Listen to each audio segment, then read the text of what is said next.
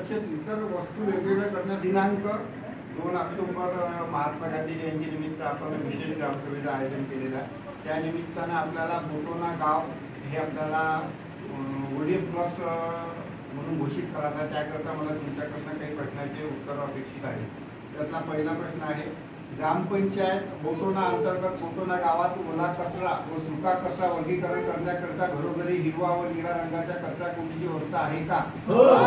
तसेच सार्वजनिक ठिकाणी ओला सुका कचरा गोळा करण्यासाठी कचरा कुंडीची व्यवस्था आहे का? ग्रामपंचायत बोटोना अंतर्गत बोटोना गावात कचरा गोळा करण्यासाठी घंटागाडीची व्यवस्था आहे का? ग्रामपंचायत बोटोना अंतर्गत बोटोना गावात कचऱ्यातून प्लास्टिक तसेच इतर वस्तू वेगळी करण्यासाठी कचरा विलगीकरण कक्ष तसेच ओला व सुका कचऱ्यापासून सेंद्रिय खत तयार करण्याकरता कंपोस्ट पीट आहे का?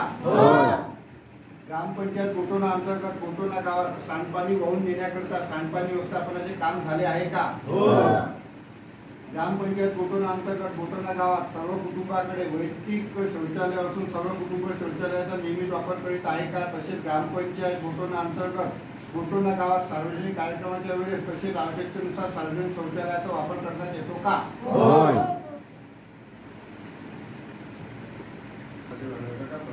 घोषित करायचं आहे गावात प्रत्येक ठिकाणी काही अडचणी आहेत, आपल्या ठिकाणी अडचण आहे एवढं मात्र नक्की।